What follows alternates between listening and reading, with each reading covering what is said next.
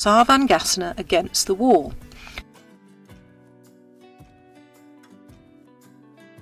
Please use caution if you have thoracic or cervical spine injury. This is a movement that will release your low back in a very effective way. You need a wall and a blanket or a pile of blankets or a rug.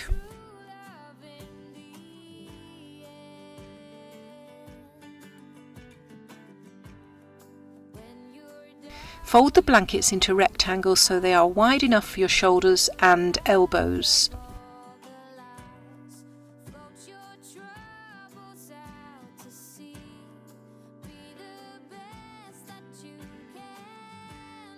Line up the blankets so they are a torso's length away from the wall, so that when you are lying with your bottom on the wall, the top of the blanket will be in line with the top of your shoulders.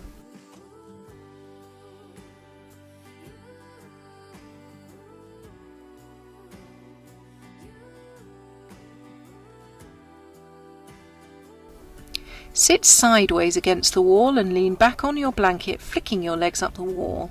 Bring your bottom as near to the wall as possible. You'll probably have to fiddle around to get nearer to the wall by scooching your bottom closer to it.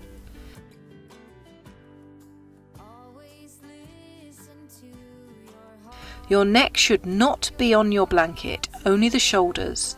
Otherwise you'll be doing a neck stand and not a shoulder stand. This is a good way to keep your neck safe.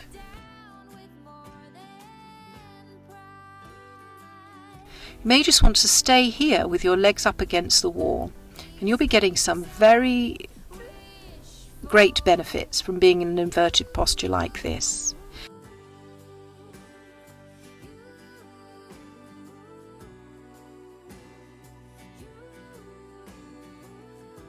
Inhale. Exhale, and if you want the challenge, bend your knees. Notice how it feels with your knees in this position, close up to your armpits.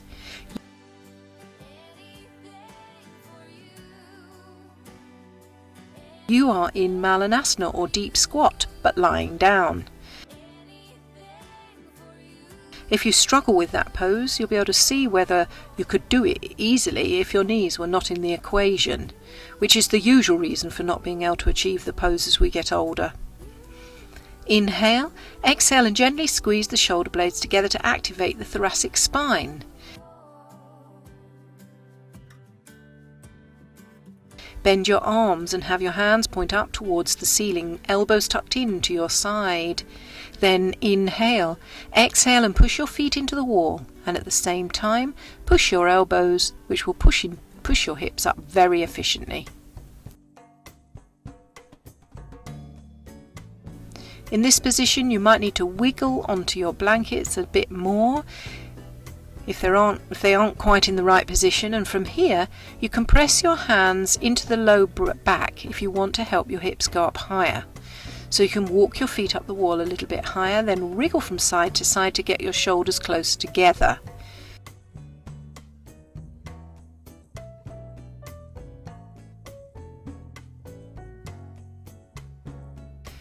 Keep your hands on the back of your waist and give yourself some safety and support. If you like, you could try interlinking the fingers and having the arms long along the mat or the blanket if you prefer.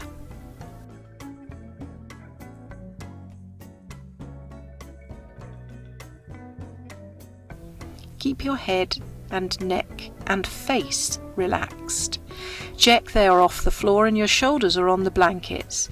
It's perfectly fine to stay here the whole time in this inversion, which is giving your heart a rest from having to pump blood down to your feet and up towards the heart again against gravity.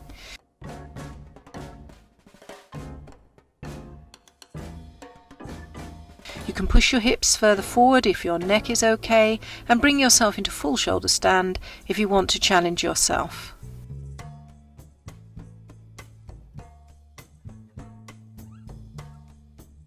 The back is long, your tummy muscles engaged. You can experiment with different leg positions and feet positions, and you can put one leg on the wall and one leg off if you want.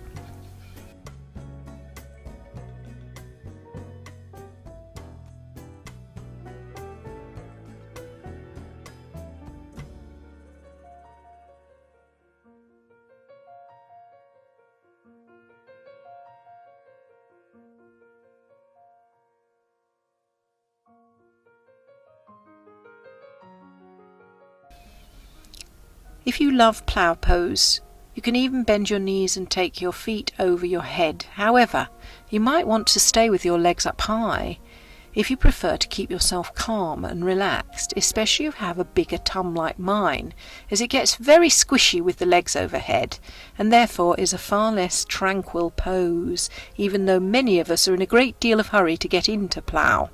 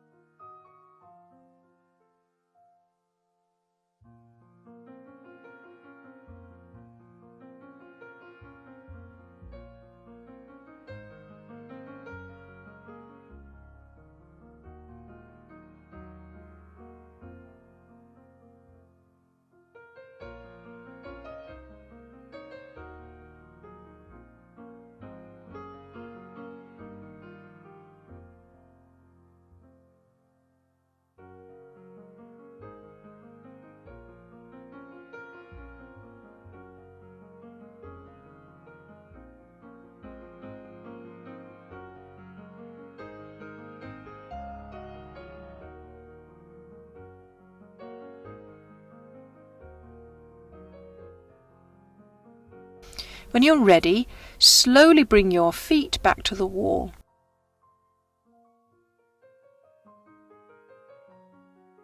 Release your hands and very, very slowly inch your spine towards the ground.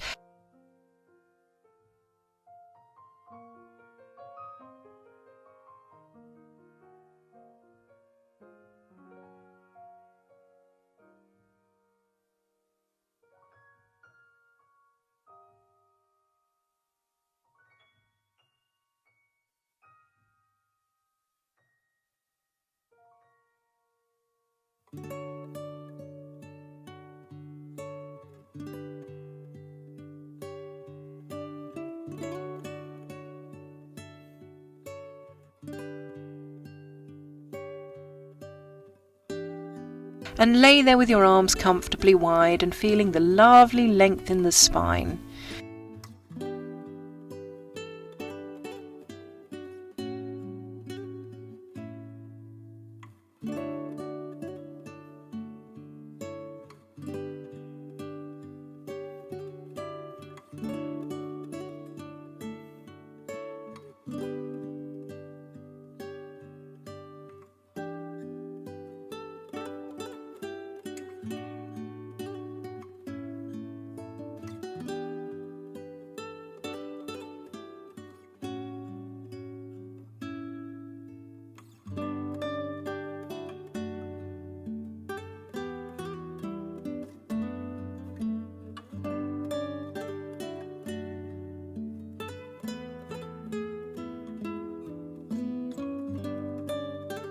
To come out, bring your legs to the side in the same way as you came into the pose, with a pillow under your head, staying there for a few breaths.